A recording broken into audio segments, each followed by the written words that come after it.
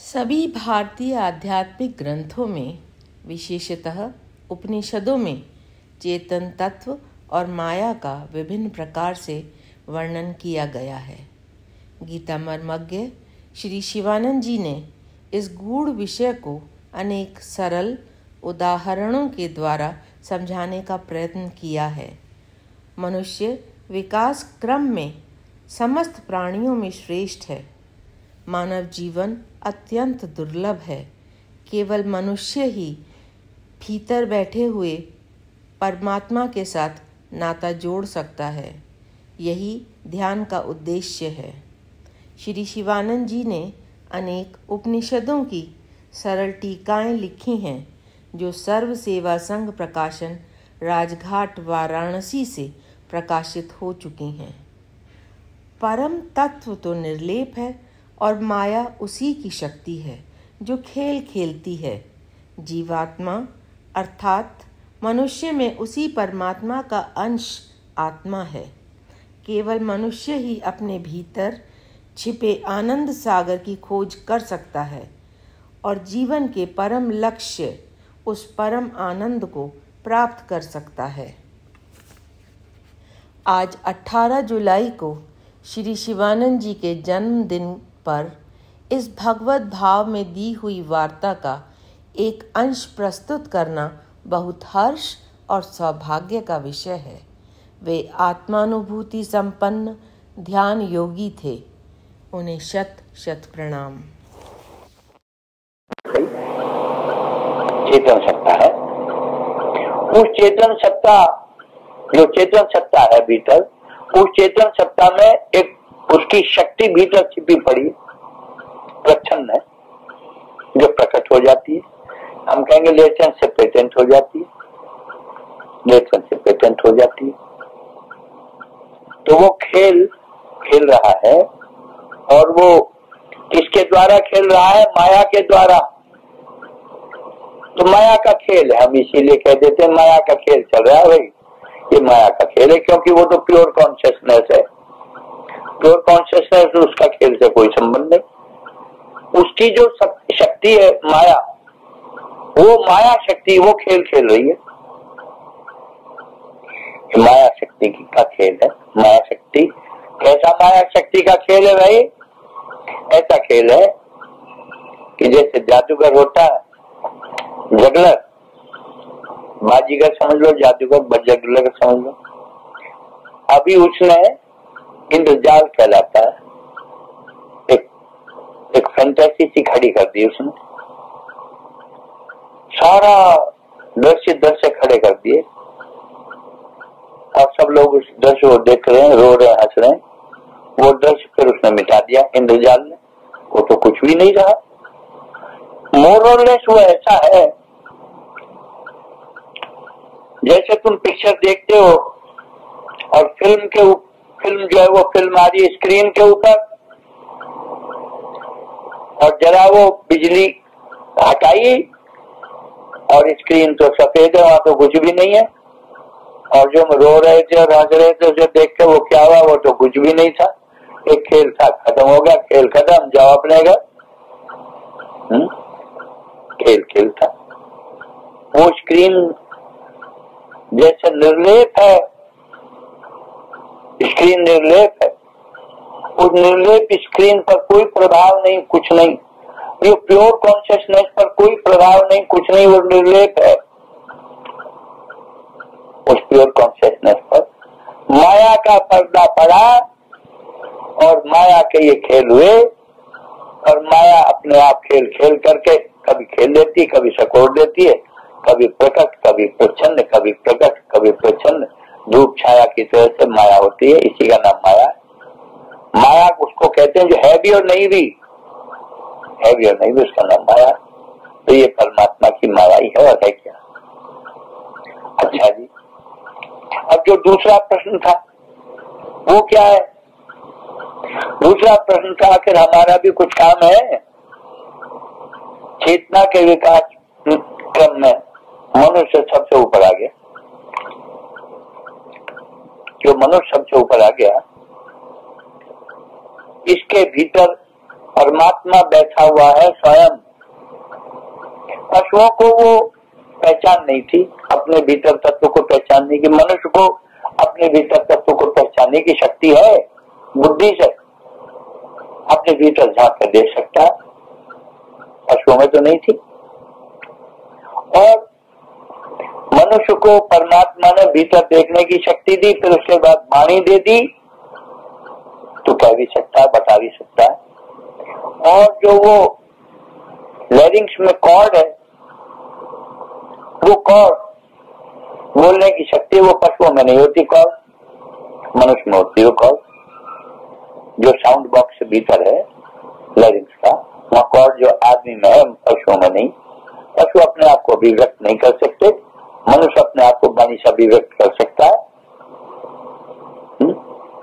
वो जो force of thought आया आदमी के भीतर, फोर्स ऑफ थॉट, वो इतना जबरदस्त था।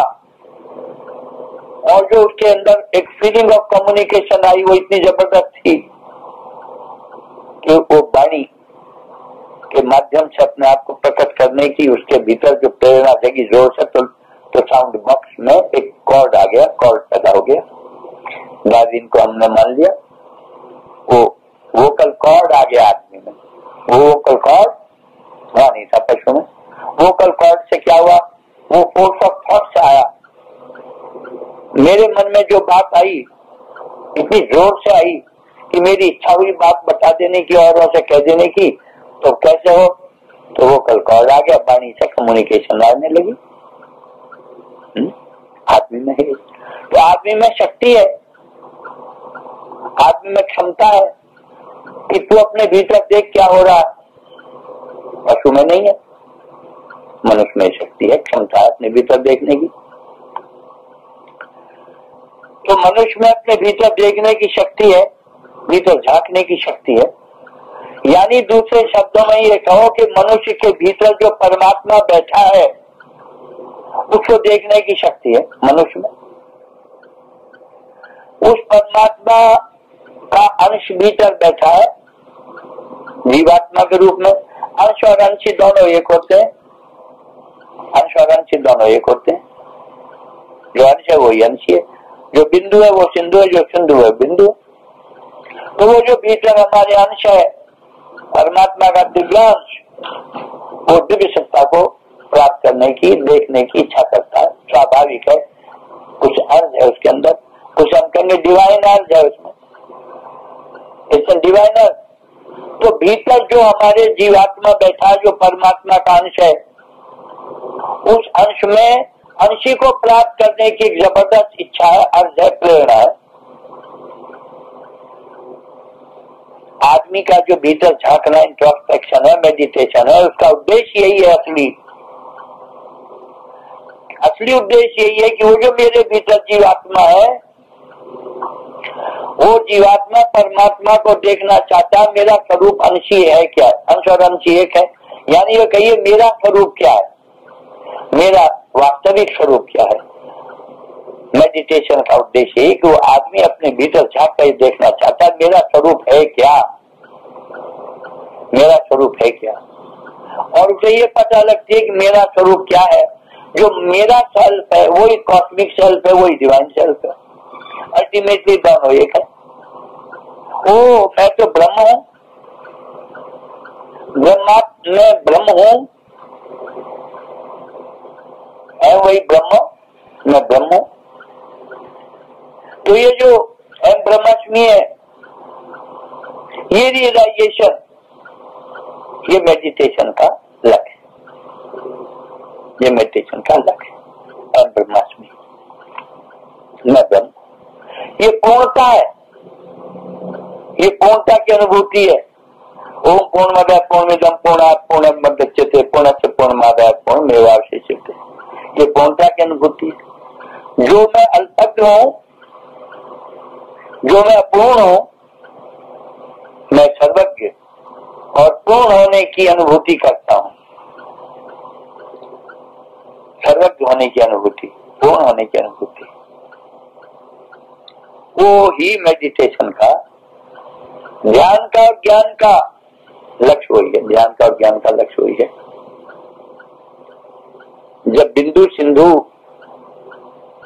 एक साथ के साथ अनुभव करके तादात्म्य अनुभव के तद्रूप हो जाए, सेम, और ये पता लग जाए मेरा जो बॉडी के साथ आइडेंटिफिकेशन था ये गलत था, मेरा स्वरूप तो ये है,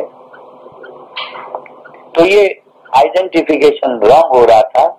मेरा जो अब तक ये मैं कर रहा था, ये बारोड आई थी, ये झूठी आई थी, यथार्थ आई, रियल आई कौन सी है?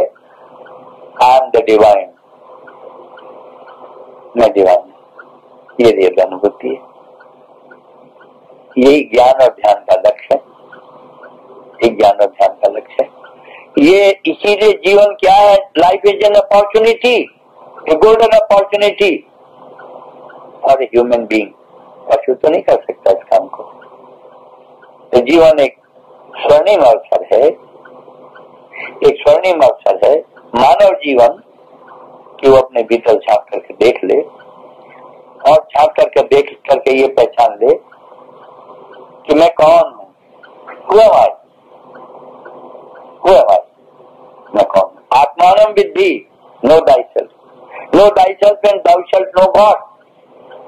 आत्मानं विद्धि, तू अपने को जान ले, परमात्मा को जान लेगा, क्योंकि तू और परमात्मा दोनों में अभेद है, दोनों में अभेद, एसेंशियली। तो ये एक रिडल है, जिस रिडल का उत्तर देने की कोशिश उपनिषदों में है और ब्रह्मसूत्र में है, और जो ये अल्पज्ञ है ये सर्वज्ञ होना चाहता है, जो ये बिंदु है ये सिंधु होना चाहता है, और वो जो चेतना का अंश है वो शुद्ध चेतन स्वरूप हो जाना चाहता है, वो आनंद स्वरूप हो जाना चाहता है, उसकी अनुभूति कर लेना चाहता है, वो अपने भीतर अनुभूति होती है। इसीलिए हम कहते हैं ज्ञान सुख दुख सब कुछ भीतर ही है, सब कुछ भीतर है। अपने भीतर प्रवेश करो और भीतर प्रवेश करके इस सबको ढूंढो। बाहर की दुनिया तो फिजिकल वर्ल्ड है, इसका हो जाता है, फिजिक्स का मैटर में रखा क्या, मैटर तो कुछ नहीं, मैटर का तो एक एंड है, अंत हो जाएगा। लेकिन जो चेतना का है वो अनंत है। तुम मैटर में चेतना को कहाँ ढूंढ रहे हो, जड़ में चेतन को कहाँ ढूंढ रहे हो? जो लोग साइंस के द्वारा परमात्मा को रियलाइज करना चाहते हैं वो भूल कर रहे हैं, वो मैटर है, उनका जुरिडिक्शन ही और है, उनका जुरिडिक्शन ही और। ये जुरिडिक्शन तो ध्यान और ज्ञान का है, ज्ञान योगी और ध्यान योगी का है ये जुरिडिक्शन। तो आजकल हमारा तो कोई संबंध नहीं, हमारा किसी से लेना देना नहीं। जो आजकल धंधे चला रहे हैं लोगों ने, बड़े सैकड़ों माताजी और अम्मा जी आ गई, सैकड़ों की तादाद में अवतार आ गए, सैकड़ों गुरु माता है, कोई कुछ है कोई कुछ है। ये तो ऐसे समझो, हंसी आती है जैसे हल्दी की गांठ लेकर के चूहा अपने कह में तो पंसारी हो गया। ये खुद भटक रहे हैं, औरों को भटका रहे हैं। जो आदमी उस पूर्णत्व की ओर चलता है क्यों शांत होता जाता है। छोटा चना बाजे घना, जब घड़ा भर जाता है तो वो जल में निमग्न होकर शांत हो जाता है। ओम शांति ओम शांति ओम शांति ओम शांति ओम शांति ओम शांति ओम शांति।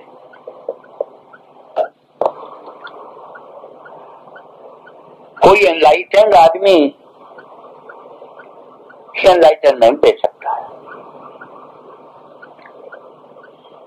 जो एनलाइटनमेंट जिसको प्राप्त हुआ है वो एनलाइटनमेंट दूसरे को इम्पार्ट कर सकता है या शेयर कर सकता है।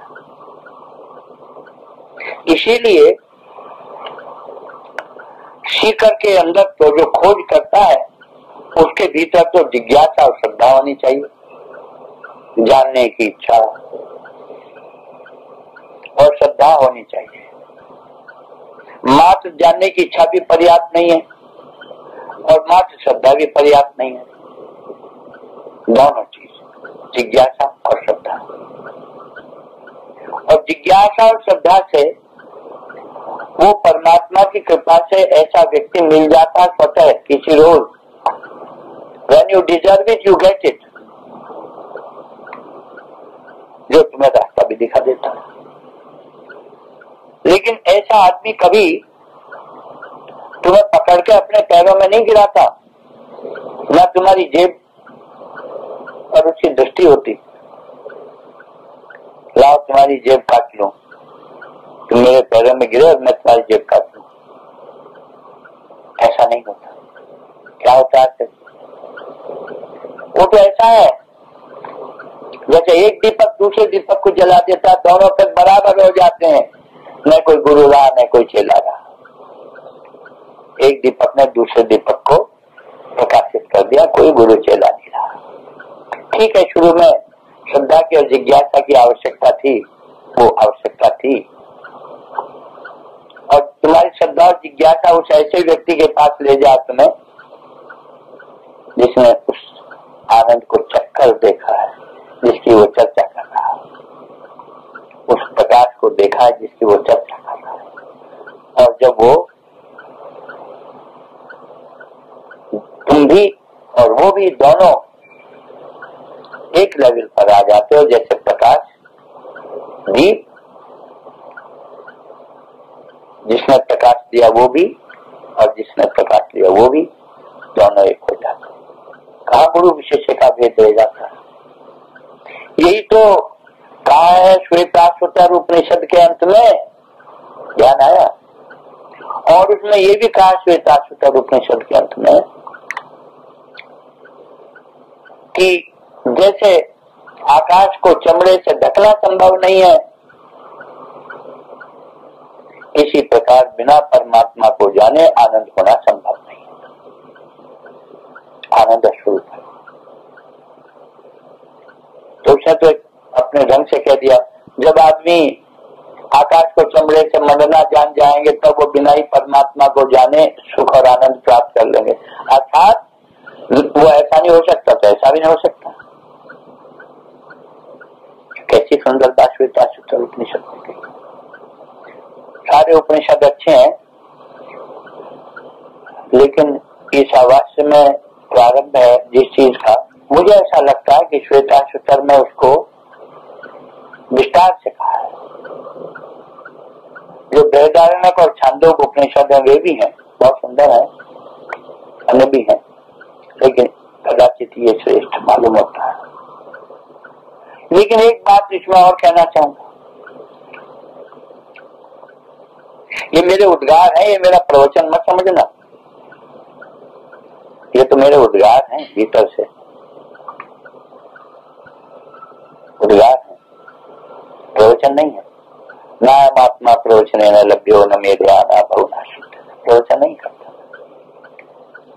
ये तो उद्गार है।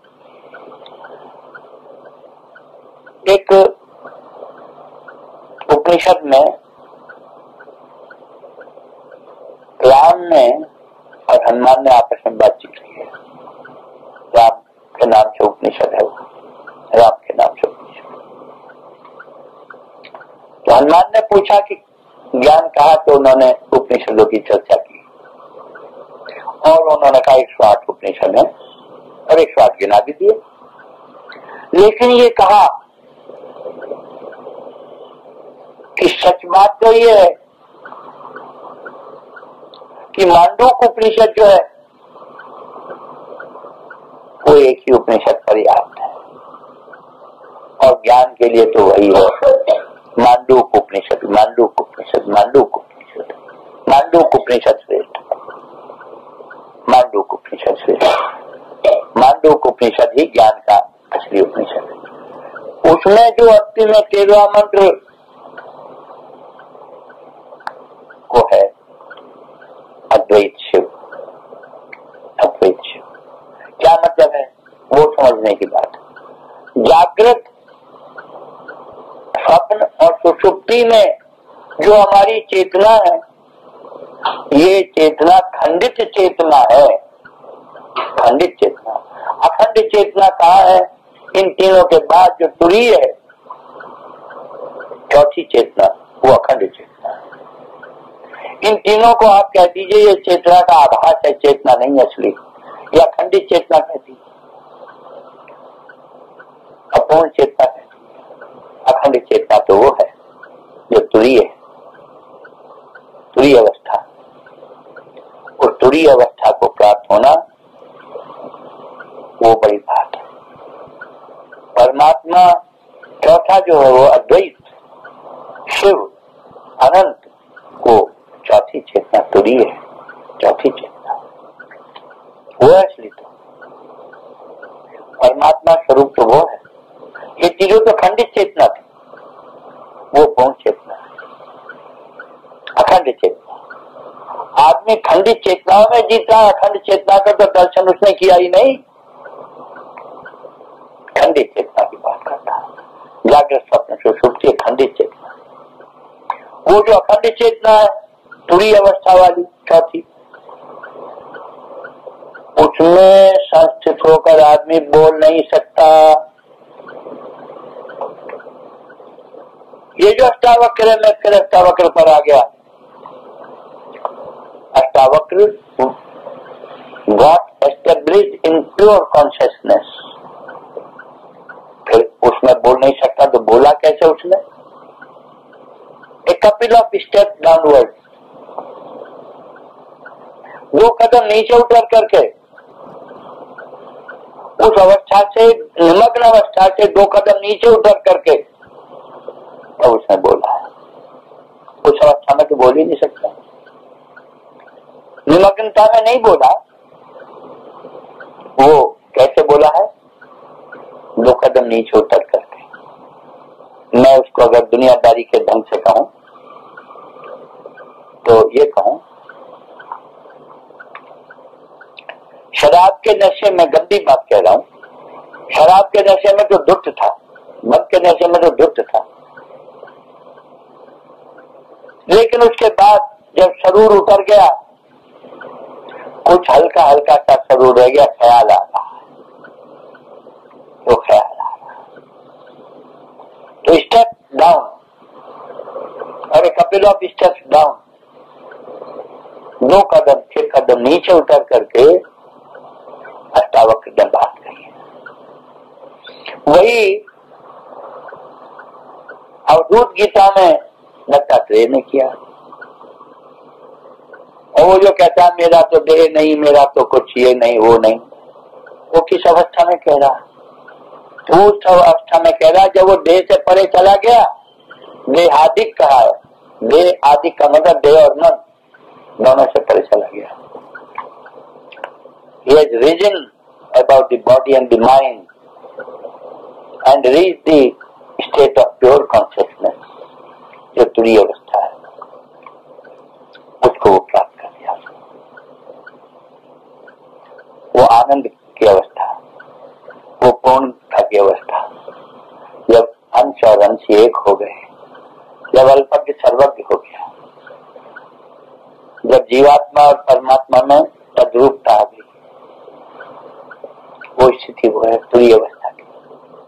उस समय बोला नहीं जाता, नीचे 2 कदम उतर करके वो कहता है, याद आती है एक तरह से ये कह सकते हैं, उसका सब बाकी है अभी, जो वो कहता मेरा देह नहीं, मेरा मन नहीं। ये कुछ राइज टू दैट लेवल। कल्पना करो शरीर में रहते हुए, दुनिया में रहते हुए, कि शरीर से परे चला गया, दुनिया से परे चला गया।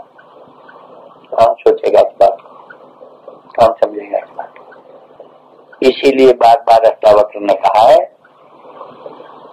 इस अवस्था को कोई वही समझ सकता है, काम काम करके कहा है, वही समझ सकता है जिसने इस अवस्था का थोड़ा सा अनुभव किया, चखा हो। तो ये विषय ऐसा है। इसीलिए बेटे मैं तुमसे आज बात कर रहा हूँ 1 to 1, 1 to 1। जितनी अच्छी बात होती है 1 to 1 होती है, मासेज में नहीं होती बात। कृष्ण ने अर्जुन को 1 to 1 कहा।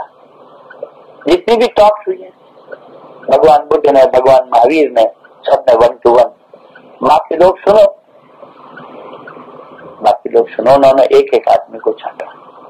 चाहे आनंद को छाटा, चाहे गौतम को छाटा, एक ने एक बात की, बाकी लोग सुनो, क्योंकि सब लोग पात्र नहीं होते। कई जगह लोग कहते हैं कि ये ज्ञान का प्रकाश फैलाते क्यों नहीं ये संत जिनको अनुभूति हो गई, सुपात्र नहीं मिलते किसको दें। लेकिन ऐसा भी नहीं कि वो लेकर के डूब के मर जाएंगे। जिसको सुपात्र आ जाता है उसको जो दिल खोल के बोलते भी, उसको जो दिल खोल के बोलते भी सुपात्र के सामने, तब वन टू वन की बात होती है। उसको कहते हैं वन टू वन टॉक हो रही, कौन हो रही, और वन टू वन करके भी दोनों एक हो जाते हैं। कोई अंतर नहीं रहता, गुरु शिष्य का कोई अंतर नहीं रहता, न कोई गुरु है न कोई शिष्य है। ये तो जो आजकल चल रहा है गुरुडन धंधा है। अनुभूति वाला तो बोलना बंद हो जाता है और वो अपनी मुस्कुराहटों से मौन रह करके वो दे देता है जो एक घंटों प्रवचन करके भी नहीं दे सकते, ये दिन रात प्रवचन करके भी वो नहीं दे सकते। जो अनुभूति वाला व्यक्ति अनुभूति के क्षणों में मत मुस्कान से दे देता है। मैंने शब्द जोड़ दिया अनुभूति के क्षणों में, क्योंकि जो ज्ञानी है वो भी निरंतर ज्ञान की अवस्था में नहीं रह सकता। शरीर में रहता है, वो भी निरंतर ज्ञान की अवस्था में नहीं रहता, वो भी कई लेवल पर जीता है। अभी हाईएस्ट लेवल पर है, सबसे ऊंचे की मंजिल पर, अब बीच की मंजिल पे आ गया, अब वो नीचे की मंजिल पे आ गया, पीछे की मंजिल पे, जब वो नीचे की मंजिल पे आ जाता है तब वो कुछ बोलता है। हाईएस्ट लेवल पर तो वो भी नहीं बोलता, हाईएस्ट लेवल तो नहीं, लेकिन कई लेवल पर वो जीता है। ऐसा नहीं कि ज्ञानी जो है वो एक लेवल पर ही जीता, ज्ञानी तो अनेक लेवल पर जीता है, सब लेवल पर जीता है, लेकिन वो अनेक लेवल पर जीते जीते भी बार बार वो ऊपर के लेवल पर चला जाता है, बार वो ऊपर के लेवल पर चला जाता है। दूसरे लोग नीचे के लेवल पर ही रह जाते हैं, वो बार ऊपर के लेवल पर चला जाता है। वो तो संसार को और जीवन को जगत को ऐसे देखता है ऊंचे चढ़कर, जैसे हिमालय की चोटी से चढ़ करके कोई दुनिया को देख रहा हो, ऐसे देखता है, तटस्थ होकर के देखता है, तटस्थ दृष्टा, वो उसमें इन्वॉल्व नहीं होता, इन्वॉल्व होकर नहीं देखता। तो वो अनुभूति के क्षण अलग होते हैं और अनुभूति के क्षण अलग होते हैं। तो दृष्टा कैसा हो जाए वो अलग बात है, फिर वो वक्ता कब हो जाए ये तीसरी स्टेज है। अनुभूति के क्षण में तो दृष्टा भी नहीं होता, उसके बाद दृष्टा की स्टेज आती है, उसके बाद वक्ता की स्टेज आ जाती है। लेकिन वक्ता भी किसके साथ में, जो सत्पात्र होता है उसके साथ वो शेयर करता है, वो इम्पार्ट करता है, वो किसी को दान नहीं देता, वो किसी को प्रकाश नहीं देता, वो तो स्वयं जल जल करके प्रकाशित होता है, दूसरे उसका प्रकाश का लाभ उठाते हैं। ऐसे जैसे मोमबत्ती होती है, मोमबत्ती जलती है और जल करके प्रकाश देती है, अगर जलेगी नहीं तो प्रकाश नहीं देगी, जलती और प्रकाश लेती है। और वो प्रकाश जब लेती है, प्रकाश देती है, मोमबत्ती जल करके स्वयं प्रकाश लेती है पहले, फिर प्रकाश देती है। और उस आदान प्रदान में कोई किसी प्रकार का दम्भ नहीं होता, सहज होता है। प्रकाश का आदान प्रदान सहज होता है। वो प्रकाश एक दीपक दूसरे दीपक को प्रकाशित कर देता है और दोनों एक रूप हो जाते हैं, दोनों परमात्मा में निमग्न हो जाते हैं। यही जीवन का ध्येय है, इससे बढ़कर के जीवन का ध्येय नहीं हो सकता।